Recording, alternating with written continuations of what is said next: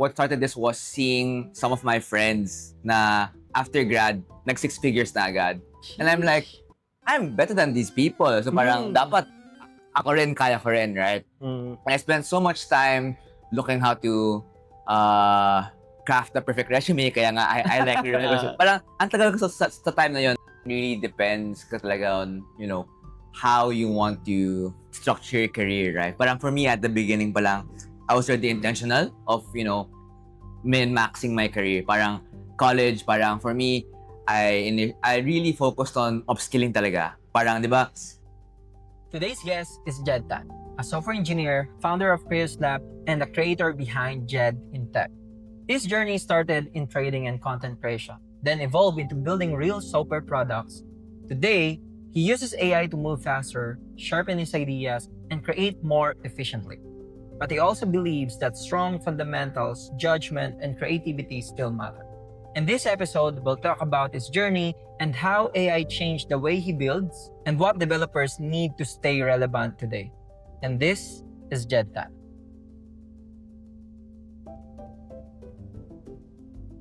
Hello, Jed. Thank you for accepting my invite and welcome to the podcast. Thank you. It's my pleasure being here. Sige, Jed. Right now, bago ako mag-start ng podcast kasi lagi kitong ginagawa sa mga guests. Nagbibigay ako ng mga hot take or spicy questions. Do you think ba na since AI is really booming right now, mas possible na talagang i-replace yung mga software engineers? I think with frontier models, for the most part, yes, right? Especially if the engineer doesn't really know how to leverage AI a lot, right? And I think most company work naman, AI will be doing a really good job of generating code, especially with Fable, Opus, and GPT. But at the same time, there's still some work that requires the human judgment or the human nuance. Right? See, the majority of stuff, AI can write better code already for the most part. Okay, I think replace is quite a heavy term, pero it definitely can happen, right? Parang we see it across the board in various companies where they lay off people and reduce headcount because it's more efficient and more cheap to actually just let AI do the work. At the same time, I still encourage people to actually learn and upskill outside AI. Parang the more time you use AI, dapat the same time you actually upskill. So that's my take on it. That's very interesting, no? Siguro parang yung yung sagot mo na to is mostly ang parang tatamaan na AI will replace software engineers is yung mga traditional talaga na they don't really embrace yung AI. That's a really good answer. I think. Okay. Right now, Jed,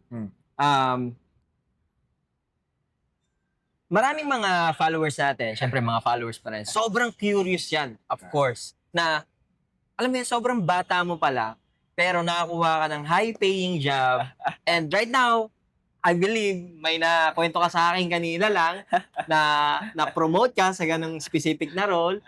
Paano at bakit? At posible pala yung ganon? I think it really depends talaga on, how you want to structure your career, right? Parang for me, at the beginning pa lang, I was already intentional of, min-maxing my career. Parang college, parang for me, I really focused on upskilling talaga. Parang, di ba? I got very mulat early on na parang, I don't want to go cloud. Even if I can, parang I'd focus on upskilling, getting jobs, getting internship. Kasi I know that will compound into a better job and better high-paying job, right? And parang for me, what started this was seeing some of my friends na after grad, nag 6 figures na agad. And I'm like, I'm better than these people. So parang dapat ako rin, kaya ko rin, right? And I spent so much time looking how to craft the perfect resume. Kaya nga, I like resume. Parang ang tagal ko sa time na yun na I was talking to mga HRs from abroad, mga US, Canada, Australia. And I realized talaga na if you really upskill a lot, kaya because the market is very skewed to very high-skilled engineers. Parang if you're really good, you get really paid high a lot, right? At the same time, siyempre may luck factor involved, right? But for me kasi, you need to expand the surface area of luck and you do that by putting in the work talaga. So parang, it's so easy lang to think na akala mo effortless magkaroon ng high salary, pero the work getting there is actually quite hard. Parang you really have to obsess it. And the question I always ask is, how bad do you want it? And for me, I really wanted to get a high salary because I wanted to enjoy life, right? Travel, ganun, parang ganun. Pero in terms of upskilling, parang for me, what really made it such that I can get this role was actually building my own projects and launching my own startup. Kaya parang, I always tell people na just build something. Kasi grabe yung learning when building eh. Parang, Correct. imagine mo, third year, I didn't really know much about full stack. Pero when I built Krios Labs, front-end, back-end, data, infra, lahat yung natutunan ko. And all of my jobs nakuha dahil doon sa Krios Labs. Sheesh! Oo nga eh. Nagulat din ako ng last time na bago tayo mag-connect, nakita ko, uy, founder ng Crest. Actually, meron pang isa eh. May nauna pa na na projects mo. And then, nakita ko, uy, ano pa to? Estudyante pa lang to. Tapos may mga ganyan ng klaseng Sabi ko, shit, iba talaga yung mga estudyante na, alam mo yung bright na sila, but at the same time, nagagamit nila yung pagiging bright nila into a much higher level na upskilling. Sobrang solid. Sa part na nag-aral ka, na sabi mo kanina, nag-aral ka ng resume, nag-check ka ng mga specific things about it. Ano yung parang one lesson na pinaka tumatak sa'yo while you're searching about it? I think for me na if you're a great engineer, you really have to communicate it. Kasi parang I've seen so many people who I think aren't skilled, but they get the jobs that the skilled engineers cannot get. Parang for me, that really opened my eyes na parang it's not really how good you are, it's how good people perceive you to be, right? Parang it's always that. So either communication-wise or, presentation skill-wise. So parang for me, alam ko maraming sa inyo na magagaling. And some of you are stuck in quote-unquote low-paying jobs. And I think it just really depends on how you market yourselves. I mean, sure, some people are really good and they really deserve high salary, but they're just not marketing themselves enough. Right? Correct. Actually, maraming matatamaan dyan sa mga sinabi mo. Kasi, ito lagi ko rin na to sa video na ginagawa ko na hindi porket mataas ang experience mo is mataas yung salary mo. Yeah. Kasi marami talagang i-stock, special sa corpo, na i-stock sila because of their, comfortable na sila dun eh. And hindi nila alam yung sobrang kagalingan nila ng skills nila is na-i-stock sila dun sa part na yon and parang nabablock na yung other opportunities from other companies na mas malaki yung possible na mag-gain nila. Pero, malulupit sila, oo. Pero hindi lang talaga sila ganun kagaling the way how to find another opportunity. And makakuha man sila ng opportunity, hindi nila kayang mag-grab yun or hindi nila kayang ma-market. I think finding opportunities and marketing is also a different skill in and of itself, right? Parang for me talaga, I have so many friends talaga na parang they've been working for 6 years, 7 years, pero my salary is a lot higher than theirs. Parang, siyempre, they wonder like, bakit ganon, right? And I'm sure naman na they're way better than me. Pero silent talaga na they didn't really explore outside the corpo, startups maybe or, abroad opportunities. Parang, for me lang, once you know people in that zone and understand that there are better opportunities, that's when you can unlock your next levels of salary. Agree. Totally agree. Meron din ako, marami rin ako kilalang ganyan na they really just stay dun sa comfort zone nila. Switch naman tayo into your student life. Paano ba naging student si Jed? Malupit na ba talaga siya? Or ano ba yung nangyari sa'yo ng student days mo? I think student culture parang sa UP, everyone is really a beast talaga. Like parang everyone was super good. I have so many friends na international competitions na winner, right? Some people were coding since they were grade school. And parang I meet so many very brilliant people and that's what really inspired me to level up. Parang kasi, example ako, I was valedictorian in high school and when I came into UP, lahat kami puro valedictorian. So parang walang butaw. Parang walang lagpas sa akin ganun. Parang everyone was pretty much very equally talented. And then after the few years go by, you'll notice na may iba sobrang galing talaga. And that's, for example, that's when I really upskilled. Parang I met someone called Basti and he's a really good friend, he's a really good mentor. Parang before him, wala akong alam sa web dev. But after talking to him and being friends with him, that's when I got inspired na, talagang, ang dami ko pa kailangan kainin na bigas, right? And that's when I really started my upskilling journey. Talagang upskill malala. Parang, I want to be like this guy. And I'm sure some of you have people like that. For example, si Boss Rod, idol nyo, and you want to be like him. Parang, that should really serve as your fire and motivation na upskill talaga. Like, I really want to be the very best. Parang Pokemon lang. pero yun, that's what really started my upskilling journey. Sobrang agree. Actually, sobrang great na mga points na binibitawan mo, mga bars na binibitawan mo ngayon dyan. Actually, yan talaga yung na may misunderstood ng iba, na akala nila, you just need to use AI and then you're good na. Diba? Hindi nila alam yung other side, yung pinaka nagmamatter, which is yung upskilling, yung pagiging the best mo on that niche, on that expertise. Ngayon, Jed, sa mga viewers natin, since alam naman natin AI is really good na, Payvol, Codex, Cursor, and so on. Since you're using AI right now, paano mo siya ginagamit? Or at least, ano yung mga strategies mo? How do you use AI? Right. So I think for me, I really dislike vibe coding. Parang imagine you're employed sa company tapos all you're doing is vibe coding. That's a recipe for disaster, especially when your company deals with money or other high stakes stuff. Parang for me, the way I use AI talaga right now, majority of my time is spent on planning talaga. Like parang for me, having a shared understanding with the AI of what I want to do, parang I really use the skill called Grill Me or Grill with Docs by Matt Pocock. Parang that's where most of my time is spent. Parang I don't just blindly tell the AI, ito really grill me. At some point, there was a session na the AI asked me 214 questions. Sheesh! Just so that talagang lahat ng edge case ma-iron out, lahat ng specs fully aligned kami. Kasi it's a big epic talaga. Ang daming stuff kailangan i-clarify, especially na business case, right? Parang the way I use AI, dun yung first step. Parang always talaga grill. Make sure everything is really understandable by both the human and AI. Correct. Kasi I think the most common mistake right now is talagang delegating understanding. Parang when you don't understand code, it becomes harder to fix, debug, refactor, even if you say na, let AI do it. Pero remember, AI is an exponential code churner. So parang, if your code base is bad, it'll just keep exponentially getting bad, right? And surprisingly, we have caught so many bugs in the planning session. Parang if you're a vibe coder lang and you let AI do everything, ang dami talagang mamimiss, right? So parang yun, that's my step one. And of course, step two is obviously verify, right? Parang there's no reason not to review AI's code, right? There's like zero reason, especially when you're in a company. Parang that's a huge disservice not to review your code. Kasi at the end of the day, each PR, it's your accountability. Like, your name goes on the PR. Hindi naman AI. You can't say na, AI yung nagawa lang bag na yan. Pero it's you eh. So parang, it's your accountability. You actually have to own the result of AI. So, yun. Correct. Agree.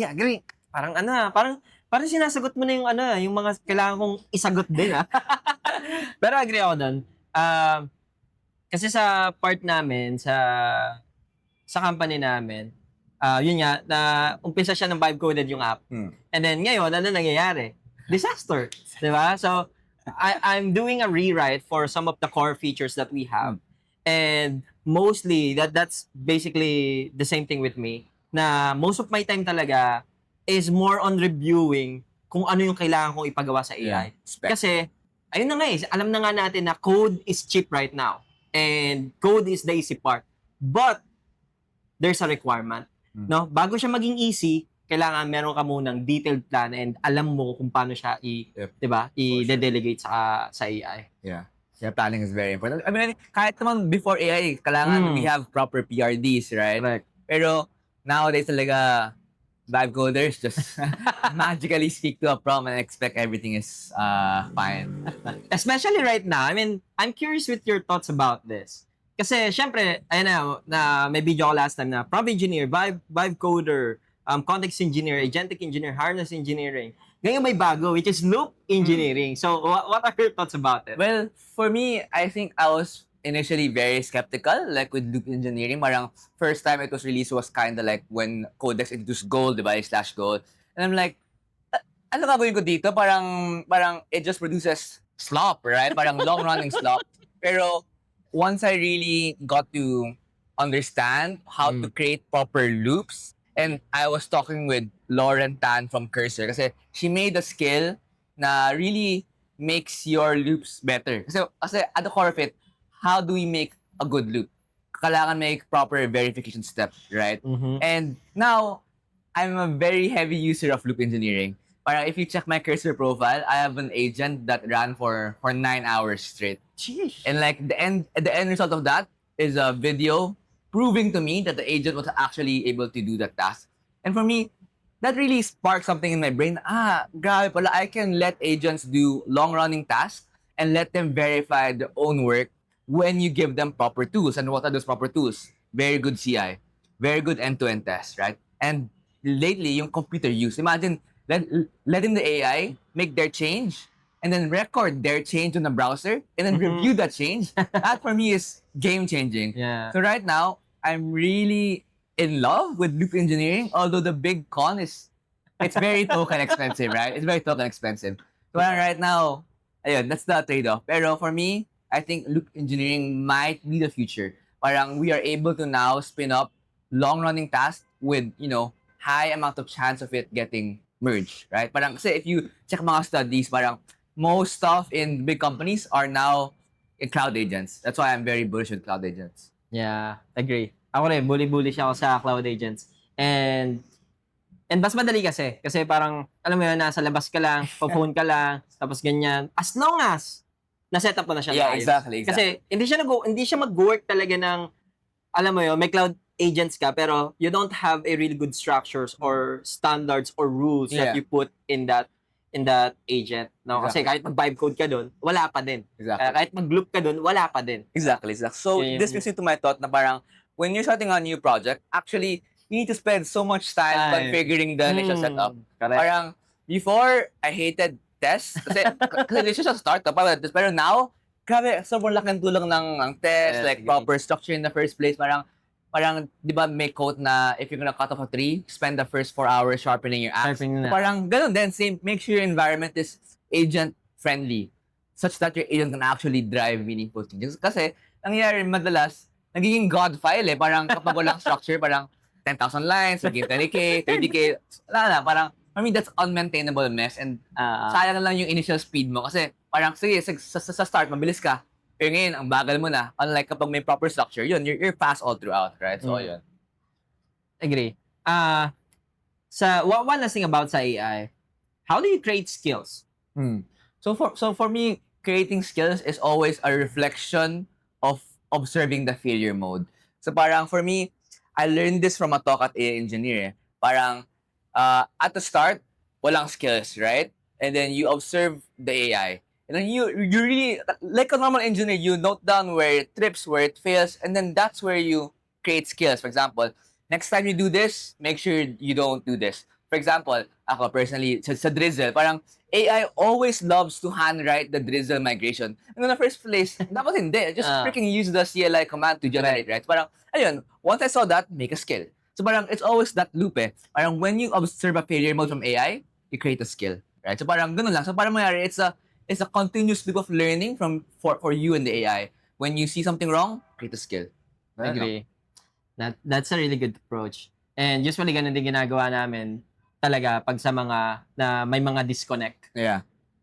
And common din siya actually sa Agent MD, di ba? Pero syempre yung skills is way more than that. Pero the same idea with Agent MD or Claude MD na you don't put so much stuff to it. Exactly. You should put only the stuff that you need na or annoying na paulit-ulit na ginagawang mali ni AI. Actually, yung nga parang, kaya nga very anti-pattern yung /init ng Claude na parang, di ba, ang laki ng Claude MD and AS, parang, that's really wrong way kasi mangyayari is you just pollute the context with useless stuff and you consume a lot of tokens. Parang, that's just wrong way. You put a lot of garbage. Kasi garbage in, garbage out, di ba? Parang ganun siya. Exactly. Last question for you, Jet. If magbibigay ka ng advice sa mga followers natin ngayon, especially na nagpa-pursue pa lang ng software engineer or sabihin natin kahit nasa company na sila, what do you think is the best thing that you can do in the AI era right now? Best thing I can do with the AI right now is to really, upskill things that aren't really core to dev. And what I mean by that is to actually gain deep domain knowledge, right? Parang if you've seen my latest TikTok video, di ba? Parang I said there, what's your use if AI can write better code than you? And one of it is really having a really deep domain experience. So parang for example, people creating AI for trading when they themselves aren't good traders, parang wala rin. Parang like, what's the sense? Like, you have to be a good trader first so that you can actually build AI products that help traders. That's one. Second, you need to craft your taste and judgment. And nowadays, it's getting increasingly more difficult kasi ang dali lang magsabi sa AI eh. And parang before in the past, walang AI, taste was really made by actually experiencing hand coding. Kasi, for example, when you code something and you experience friction, alam mong may mali. So, alam mong what good and bad looks like. But now with AI, you don't experience friction eh. So parang for me, you need to inject friction. And the best way to do that is to code without AI. And that's what I'm doing. There are some days na I just don't use AI because that's where you get exposed to it. Parang, is this really the right pattern of doing things? Parang, when you hand code stuff, siyempre you're way slower and you really see, is this really right? Parang ganun. So parang, you really need to craft your taste and judgment. And the second way of doing that is to actually interact with better people than you do. And for me, that's where I really grew. Parang imagine I have access to people na FAANG engineers. Parang, that's so rare for someone to actually have a chat. Hey, can you review this part of my code base and then give me feedback? Dun pa lang, wala na. Parang no one else can give me that kind of mentorship outside FAANG engineers. Parang, for me, that's what I would say. Like, seek mentors, seek better people, and learn from them.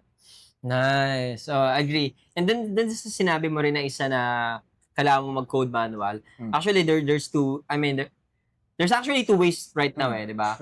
So, parang pagka gumagamit ka ng AI to code, that means you're building. Yeah. Pero pagka nagko-code ka manually, that means you're learning. Yeah, exactly. Yun yung parang differentiator niya. Exactly. So, yun lang, Boss Jed, and sobrang solid yung mga insights na binitaw mo, yung mga bars na binitaw mo. Thank you. And hopefully, this is not the last, no? The last episode.